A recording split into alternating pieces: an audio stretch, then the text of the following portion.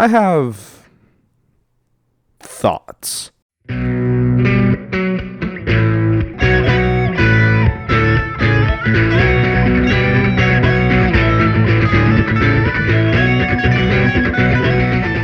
That is the first thing I have written in my Word doc, but I stopped writing before I could finish my thought, so, who knows how that thought was going to end, because I sure as heck do not. People all my life have told me that the 70s and 80s happened, but I have my doubts.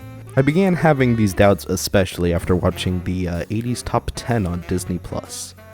Like, what even in the heck were these decades? I've never been more frightened, scared, and intimidated by, a time period before. My Little Pony is the flyest thing ever. They were beautiful. I'm only one. That thing was gangster. Also, why did people sacrifice to microwaves when they first came out? Whenever microwaves first came out, every single video of people using them was like they were sacrificing it to like the microwave gods, and they would always, just have an entire turkey that they were cooking. What did people think microwaves are going to be used for? 9-course meals? No! They're used for eggs! Also, the 70s gave us some masterpieces of cinema, like Star Wars, Planet of the Apes, Jaws, Alien, Star Wars again, and of course, The Muppet Movie. Another oft-forgot cinematic masterpiece is 1975 hit Mitchell. And by hit, I mean not a hit. Mitchell hits people in the movie, but was it financially successful? No. Actually, I don't know. Apparently, all box office numbers of this have been scrubbed from the internet, so who knows how much it made. I certainly don't, and neither does Wikipedia. Or IMDb, or anywhere apparently. So I'm going to go with the fact that this movie was a flop, because I really hope it wasn't an actual hit. Michelle? Wait, no. Mithil? Mitola? MIT? Meth? Oh, Mitchell! The opening of this movie really just perfectly encapsulates this movie. Slow, boring, nonsensical, and possibly illiterate. And then this happens.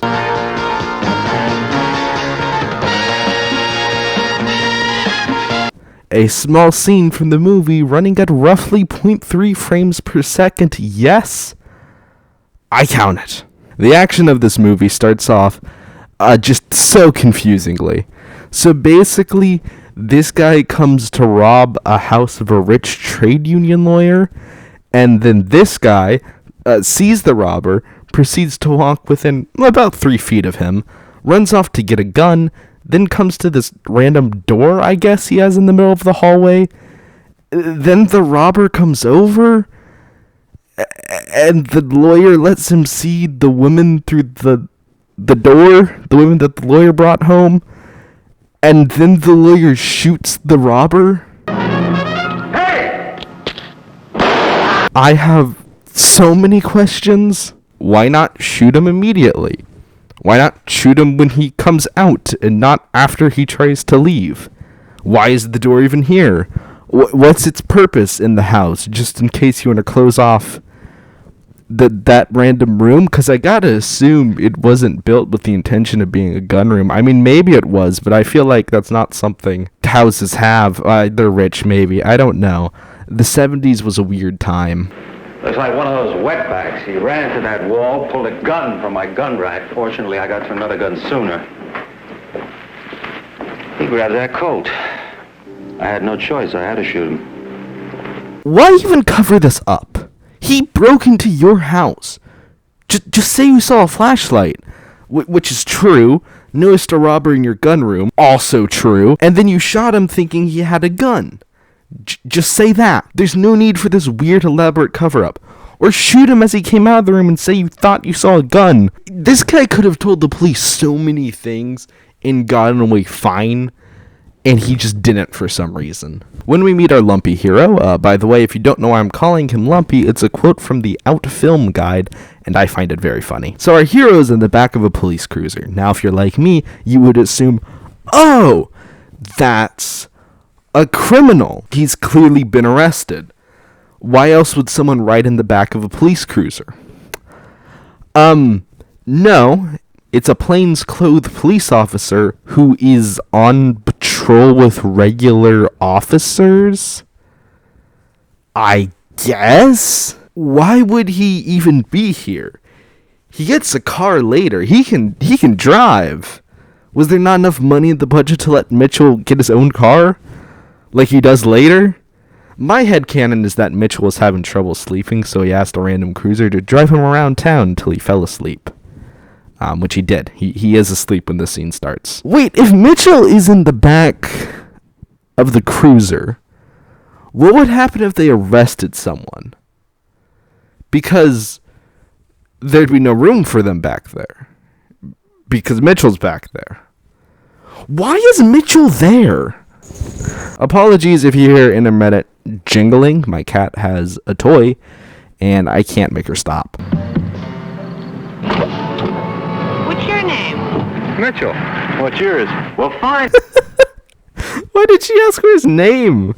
That's a really weird reaction to a police officer knocking on your window after you saw someone get shot. Just like, oh, hello. What's your name? Mr. Investigator who's investigating this crime I saw happen? I really want to know your name. This is the most pressing issue at this moment. After Mitchell finishes up his incredibly short investigation, his boss tells him that he doesn't like him and that no one does. Mitchell, people don't like you. In fact, I don't care for you myself. Why is that? He also says the FBI is investigating the lawyer, so Mitchell can't have him, so he's being put on the stakeout outside a heroin dealer instead. Yes, this is the plot. Mitchell can't arrest a lawyer, so instead he's going to go stare at a drug dealer for several hours a day. What do I do for sleeping? How about eating? Nothing's gonna happen in the middle of the night. Oh. Nothing's going to happen in the middle of the night? Do you think crime has a bedtime? That doesn't make any sense whatsoever. Things can happen in the middle of the night. People don't have to be asleep at night. What are you talking about? Look at the way he runs! All right, now what do you want? I got some questions. No question. What do you know about a man named Estrada and some heroin hijacked down in Mexico? Heroin? Yeah, Cuernavaca, Mexico, about 1 kilo. A truck, ambushed, hijacked, you know. Look, Mitchell, this is Los Angeles, California. I don't know anything about heroin, or somebody's got his wires crossed. Wait, why does he know his name? Anyways, this guy is a heroin dealer who imports his good stuff from Mexico.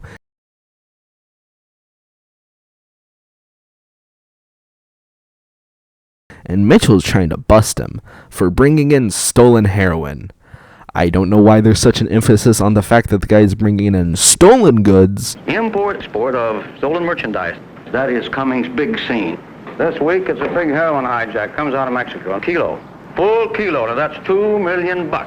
Like, the heroin's bad enough, guys. You don't need to justify him being a bad guy by saying it's stolen. You know, Mitchell, I can excuse heroin.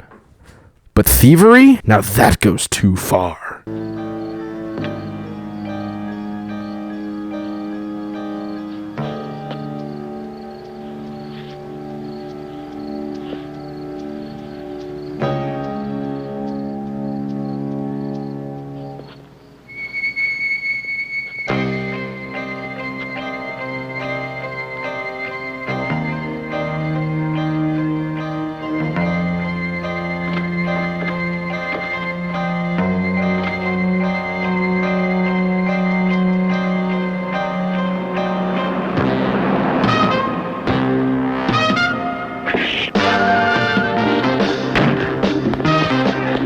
Okay, yeah, the lawyer is scummy, and he is a literal murderer, but Mitchell broke into his house.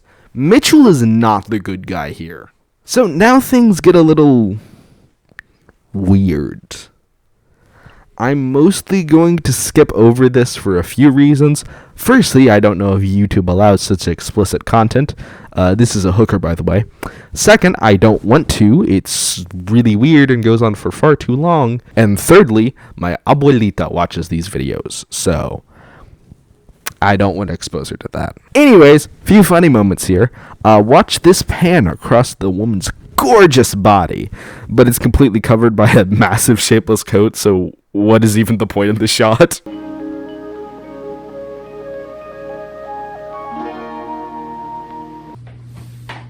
Am I beautiful? I do kind of love this scene, though, because Mitchell acts like a 15-year-old boy getting attention from a girl for the first time. You want a towel? You want to lick it off? Was that flirting? I genuinely can't tell. And I don't think they can either, because they both look really confused. Don't you like presents at Christmas? That is, unless you're No, ma'am. If you can't tell, that's Mitchell saying he's not gay. Why was that a necessary part of the film? Who knows? Why was any part of this a necessary part of the film? Anyways, I'm going to go hide now from the scenes that will follow this, as they make me very uncomfortable. Also, there's a lot of feet in the shots. Don't know why they chose to do that. Please stop.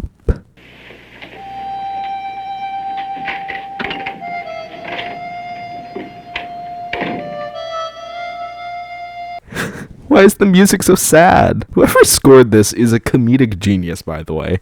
They are my hero. I looked into it, and one of the two credited composers, Larry Brown, apparently worked on The California Raisins. You know, the Grapevine people.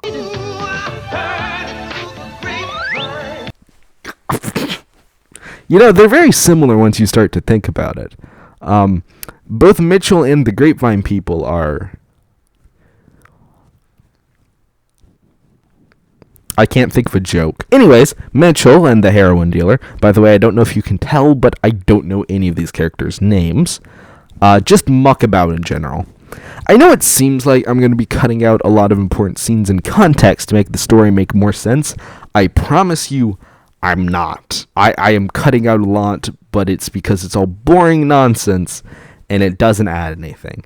This movie makes no sense with everything. When I first saw this movie, I saw the beginning, and I genuinely thought I had come halfway in through the movie because it didn't make any sense, and I did not come in halfway through the movie. Mitchell is just on something else. So basically, to sum up the plot so far, heroin dealer guy has context with Italian guy. Italian guy is bringing the stolen goods through heroin dealer's guy's like port, I guess, and it's stolen, and he didn't tell heroin dealer until much later, so now heroin dealer is mad, but he can't cancel the shipment, and the police know, and he found out through the police. And once you start thinking about it, this doesn't make any sense, because why would you not tell the guy who's smuggling heroin that there's heroin coming in? Anyways, are you guys ready for the chase that's about to ensue? I know you're not, and I'm going to try and play it for you as much as I can, because it's beautiful.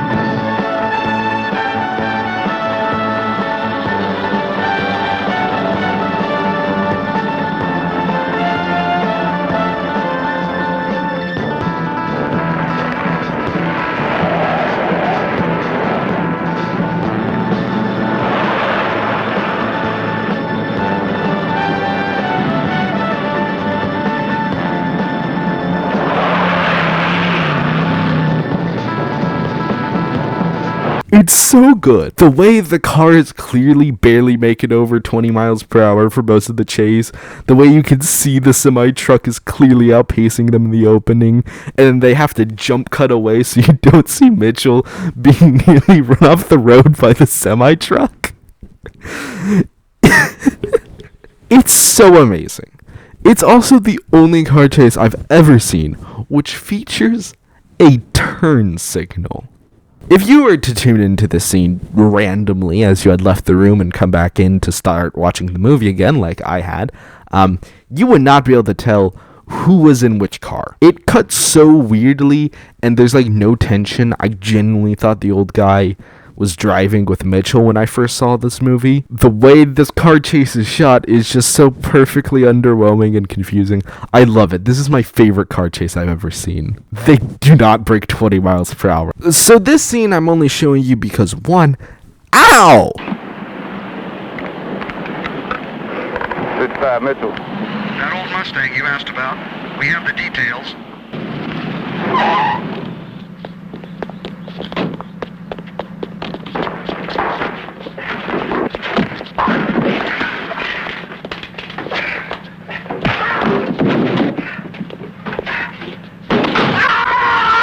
2, this is the only time this car comes back up, and it's just Mitchell using his police powers to beat up and seriously hurt someone who crossed him.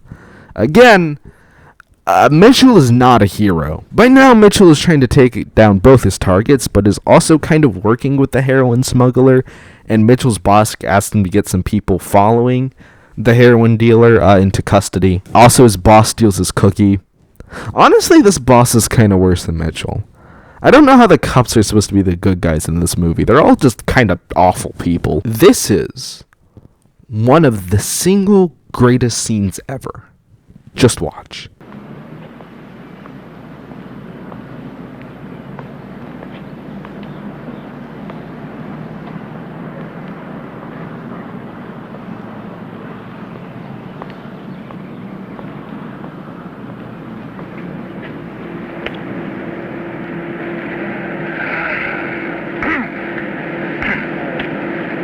Got the correct time? 10 to 12. That guy coming sure gets around. So that's sure some schedule he's got. Don't bother me, mister. Anti-social type, huh? Private type? And you should let other people have their privacy.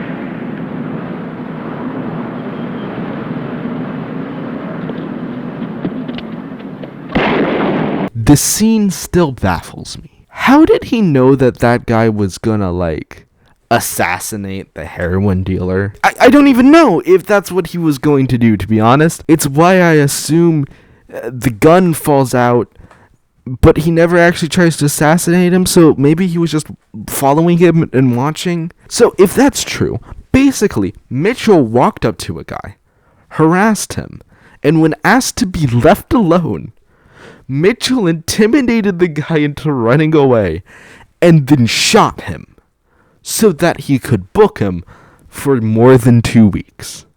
I'm pretty sure that guy was just an innocent bystander. I don't know why this guy would even be in police custody. Quite literally, he's an innocent victim as far as I could tell who got shot through the leg. I don't know why he would go to the police and not, the hospital. You got this place laid out like a real banquet, Mr. Cummings. Or a business dinner. We might talk business later. I'm gonna have some more soup, man. There is no more soup, sir. How do you like that? In my own house, no more soup. I don't know what the point of the soup is. I don't know. This entire scene is very awkward, and I feel very bad for the butler. My man did not deserve it. Benton, what are you doing with those steaks? You growing them? Well, what I want to know is... Floppy's called, man. You're a goddamn awful butler. I am not a goddamn awful butler. Well, I'm not a crook. A goddamn awful butler. I am not. I say you're a goddamn awful butler. The coffee's cold. Well, I think I gotta go. Free my man. Oh, wait, he dies at the end. This is something you see a lot in older movies, but I just love how clearly fake the punches are.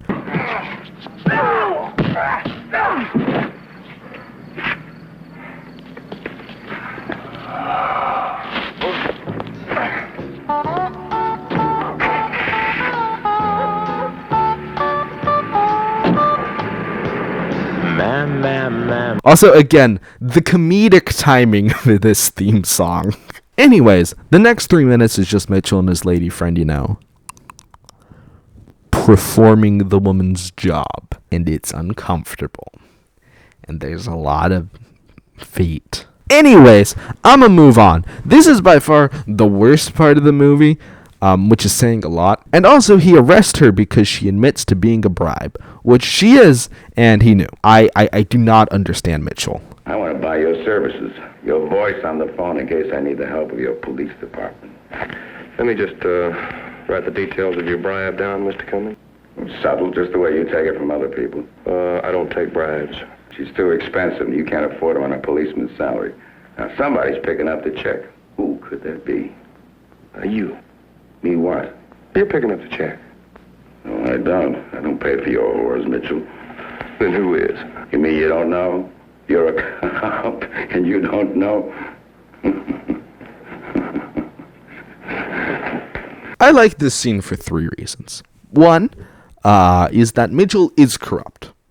The movie tries to tell you he's not, but he's not rejecting this outright, and he also has already taken a bribe. 2, the dealer wants to have Mitchell's voice on the phone should he needs Mitchell's police department, but everyone at the station seems to hate Mitchell, so I don't know how that would work. I don't think he's going to convince them to do anything. 3, they changed the word bastard in this scene to the word jerk in the edited version, because bastard was too far. The police brutality wasn't, or all the murder, but bastard?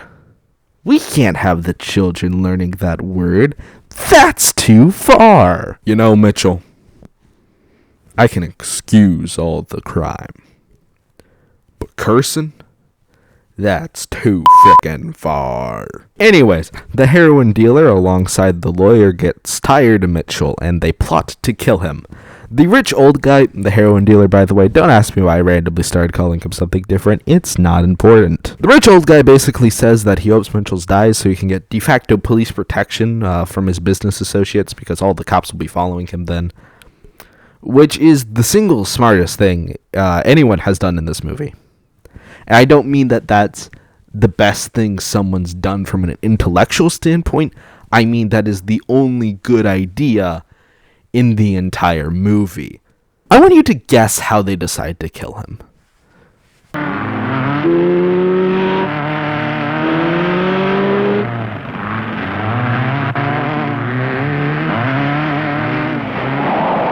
Did you assume it was by driving racing cars at him till he died? Because I bet it wasn't. And then Mitchell beats a man to death with a rock.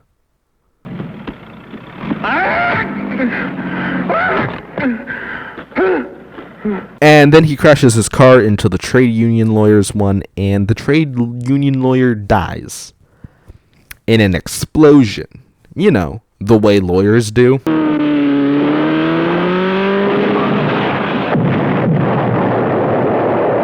Moving on, here's Mitchell berating a random child. Hi. Are you the man from the insurance? Nope.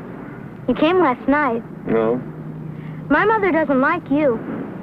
Well, I don't like your mother. Why not? Why not? No, why not? No, why not? Why are you repeating what I say? Why are you repeating what I say? I'm not. Well, I'm not. You are. Piss off. What? What? What did he say? What'd you say? Did you say something? You say something? You said piss off. You're lying through your teeth. You're lying through your teeth. Piss off, huh? Piss off. Piss off, kid! Back! Go to hell! Who I think actually wins this argument because, to be fair, he's far more reasonable than Mitchell is in this exchange. Anyways, Mitchell's gonna go down to the dock, pick up the cocaine, a shipment, I almost said addiction, wrong word. He's gonna go pick up the cocaine, which is going to an old woman, I guess, for some reason. And basically, everyone's double-crossing everyone. Everyone just wants to kill each other at this point. That's all you really need to know. Here's Mitchell abusing an old lady. Step out.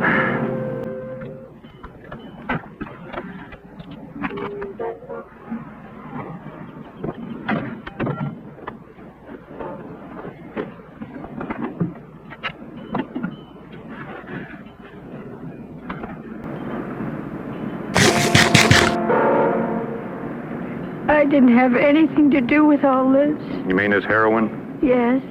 It ain't smack, lady, it's chalk. Cummins is crossing the lino. You sure you want to be in the middle of this? Go on, take a walk, huh? What? Walk. Come on, move. Now, come on.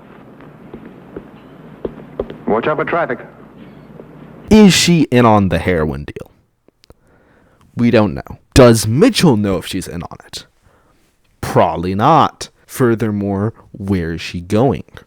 Mitchell just abandoned an old lady at the side of the road and shoot her in the opposite direction she was going. And she does seem genuinely confused.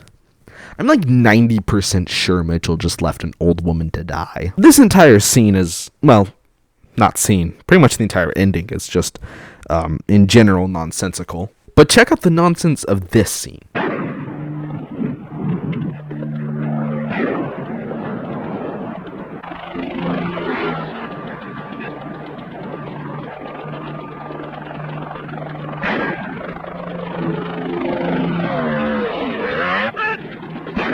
These people are running for like way too long, and then the Coast Guard helicopter doesn't shoot at the people trying to kill Mitchell, but instead drop him a double-barrel shotgun to fight 3 people. And then this guy tries to... I don't even know. I don't know what the point of this is. He's just trying to like drive a motorcycle at Mitchell. For some reason, people in this movie really like trying to murder people by driving really fast at them, which is perhaps the worst way of killing somebody. Despite the ending perhaps being the least interesting piece of cinema ever created, half the scene plays out like a Looney Tunes scene, and the reactions of the old rich guy is just hilarious.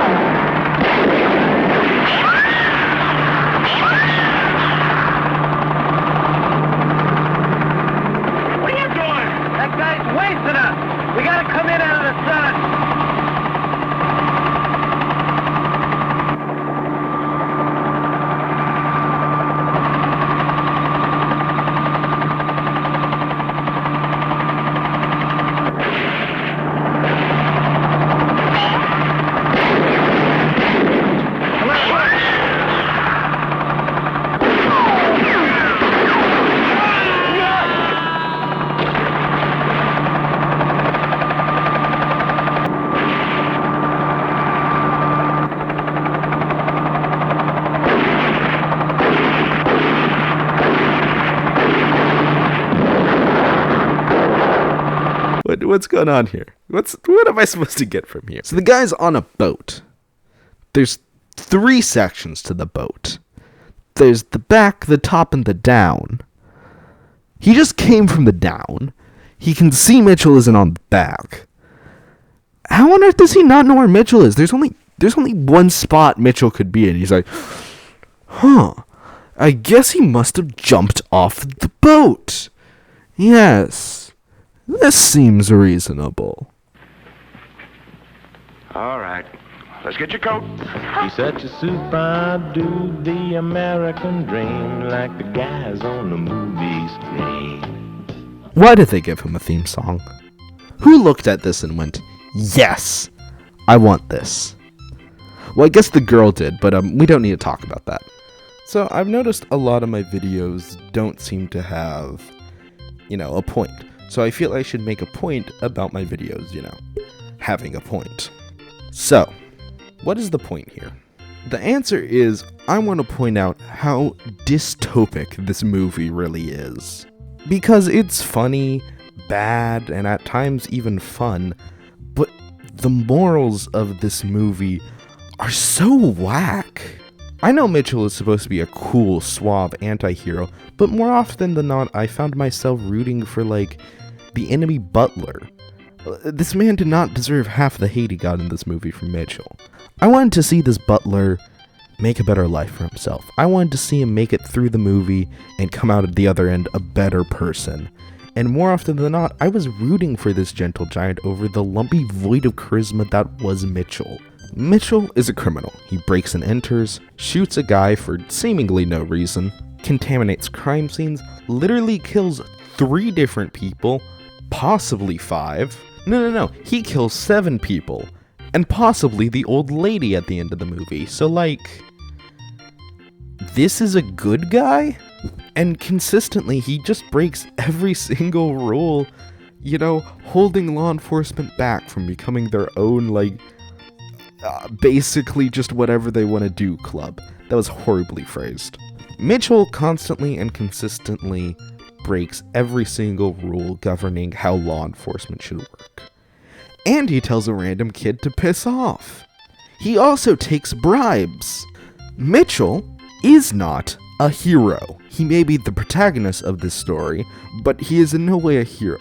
This story has no hero, which is one of the reasons why it feels so off, because there's no one in the movie I want to root for, and anybody who comes remotely close, being the robber at the beginning and, you know, the butler, they're antagonist for the most part. Well, the robber guy really isn't. He's more of just a plot device, but you get my point. And despite the movie trying to convince me that he's not crooked, he still takes a bribe more than willingly. Like, I don't understand how this was a hero or an anti-hero. I don't understand how this is a likable protagonist. He's not. He's everything the protagonist of your movie should not be. I'm told this is what people in the 70s thought were cool, but I don't get it. I don't understand how, you know, like, police brutality and breaking the law and all around just mucking about and goofing off while being literal law enforcement is supposed to be heroic or cool. He just seems like a villain. The best type of anti-hero is the one who breaks with the authoritarian bureaucracy because it's holding him back from doing good.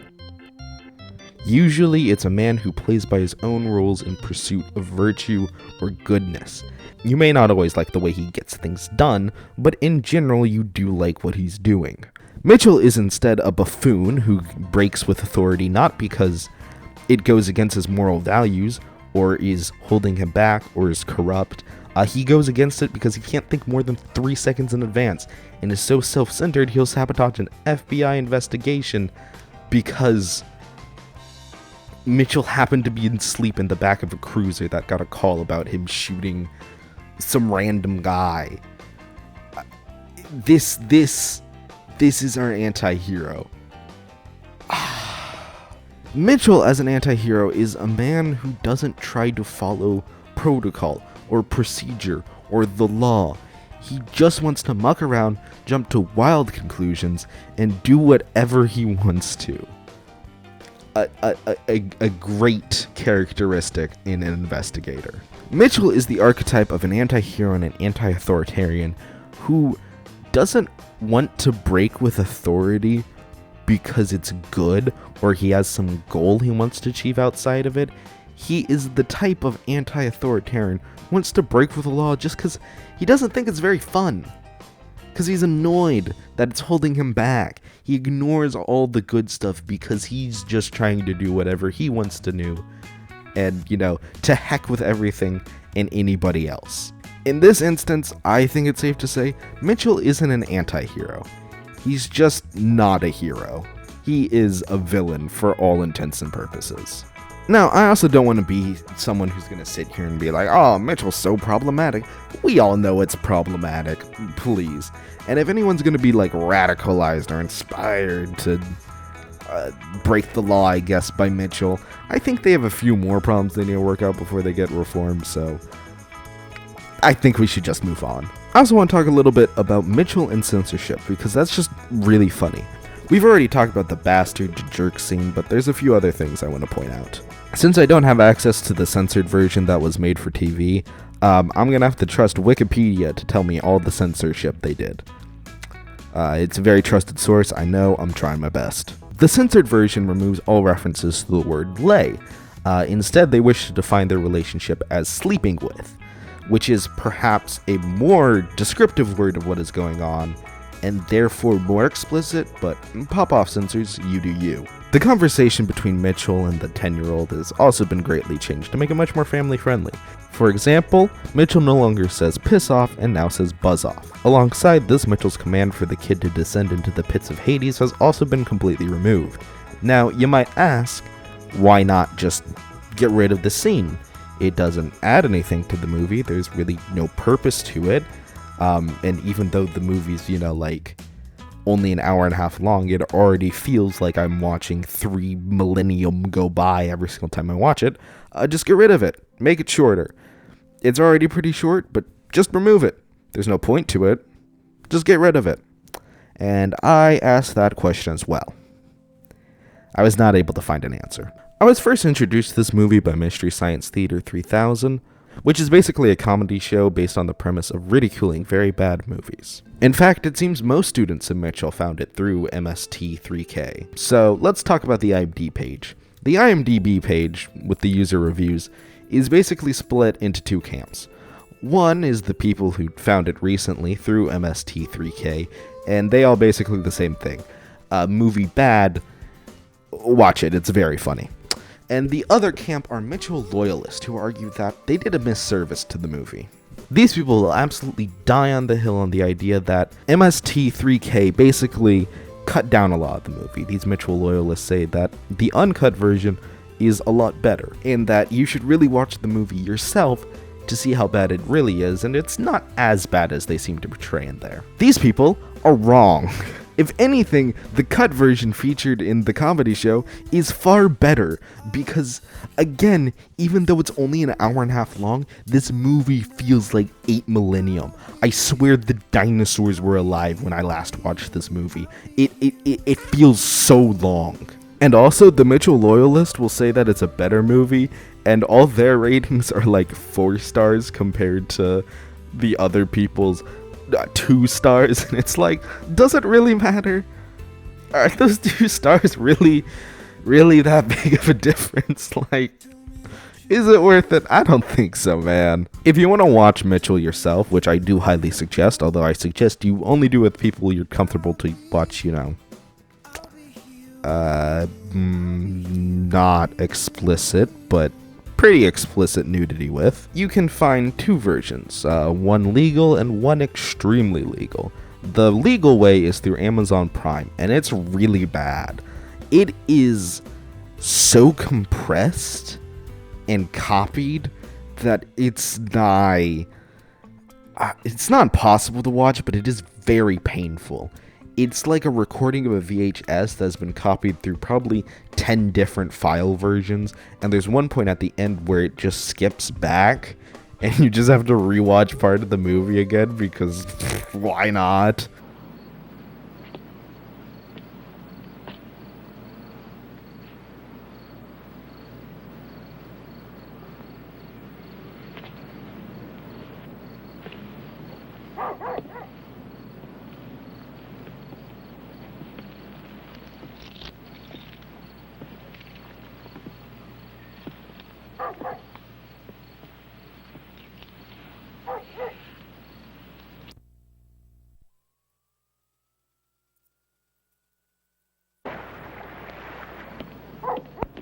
The extra legal, I mean the extremely legal solution is on a certain website that this may or may not be uploaded to, and it's quite good. I suggest watching it there.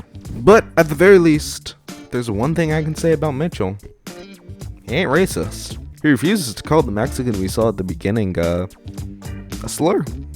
And yeah, a lot of other people just throw around racial Mexican slurs, so it's pretty cool that, he doesn't do that. Maybe Mitchell isn't so bad after